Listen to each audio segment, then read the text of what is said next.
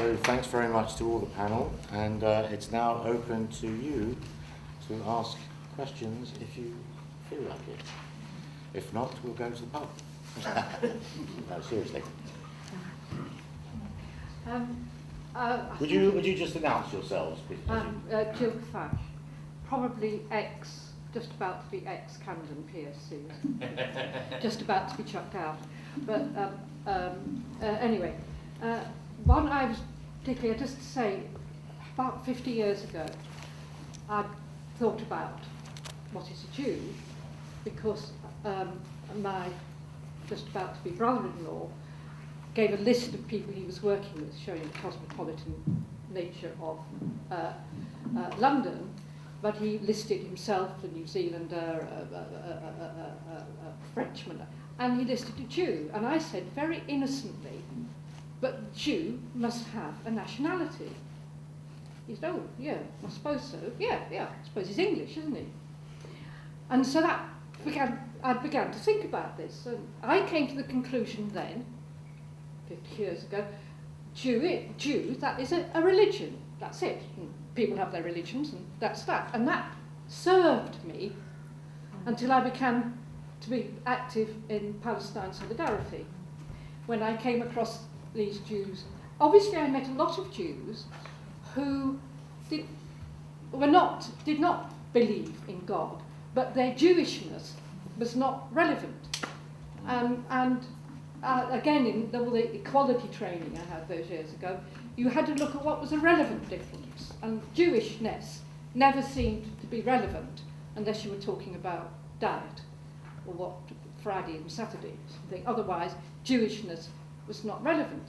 And so this relevance, this Jewish and all these Jews, only to me became important to me and been a problem to me within the Israel-Palestine context. But so that was one thing that puzzled me, to do with the religion. Could I press you for a question? Yeah.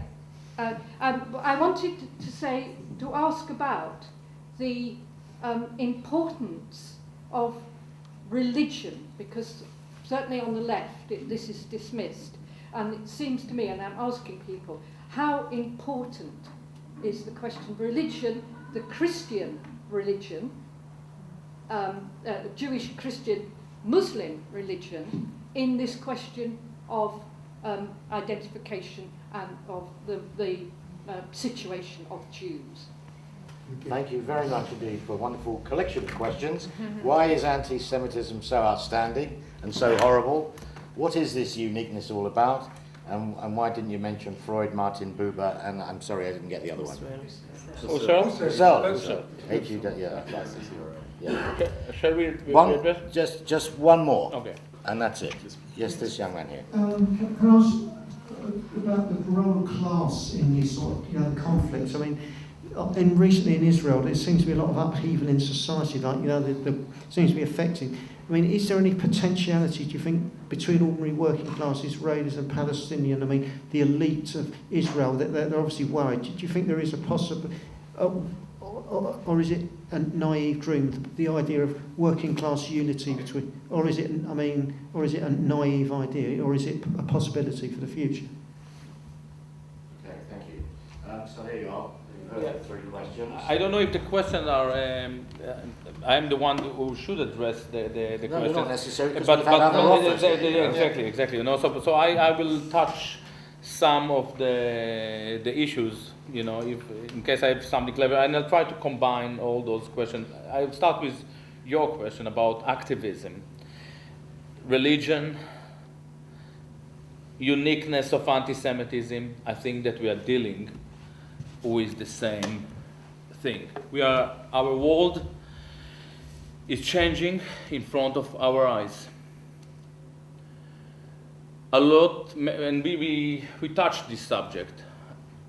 Many ideologies that we are very familiar with, that provided us with a form of activism and manner of discussions, are completely irrelevant. Left is on the verge of pathetic. We saw them today. they were not willing to argue. They came with statements from texts that they've never read.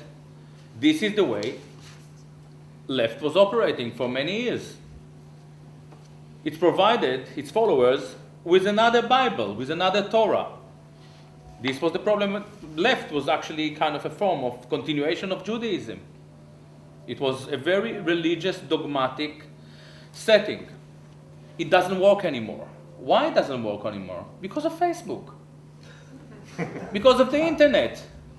Because at the moment, if I get 5 minutes in the BBC, it's a great achievement. But every day I can talk for 2 hours to the most clever people on the net, and you can all listen to it in your leisure whenever you want to. I can write papers. I don't have to push my ideas, to shove my ideas into 500 words. And what we see in the Middle East is a rise of very strong alternative to this Western ideological nonsense. We see Islam. And it is strong, it is powerful, and it's egalitarian, and we don't have the answer to it. I don't think that we need an answer. I find it beautiful enough. It's much more promising than what we have here, the poverty that we have ahead of us. Now, you ask why anti-Semitism is so special? Because Jews are special. Aren't they the chosen people? So as long as we are willing to accept Jews as chosen people, by the way, a lot of Jews say, listen, I just read Gideon Levy said, sorry, I'm not chosen, I'm out of the club. Like 2 days ago, yesterday, probably, I just saw it today. So a lot of Jews say, listen, we don't want to be chosen. In fact, Zionism wanted to stop Jews from being chosen. Zionism was a promise to transform all the Jews into ordinary people. We say we want to be people like all other people. There was a big mistake, but you cannot become people like other people because other people don't want to be other people. So we're stuck in this special corner again.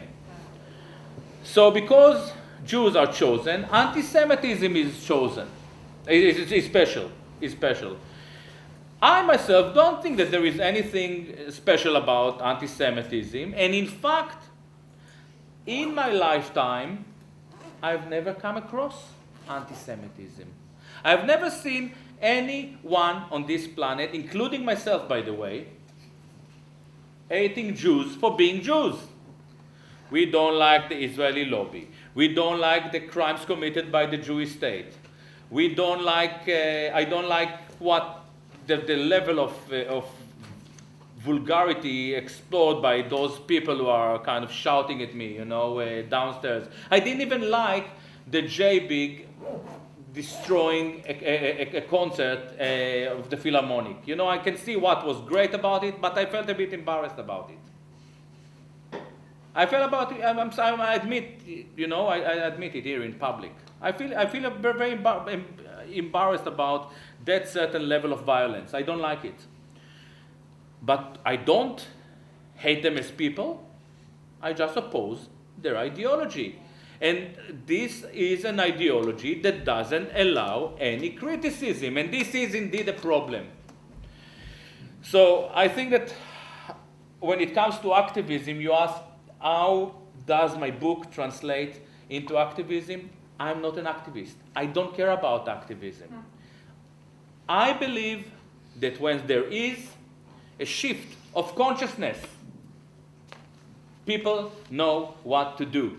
And I see a shift of consciousness.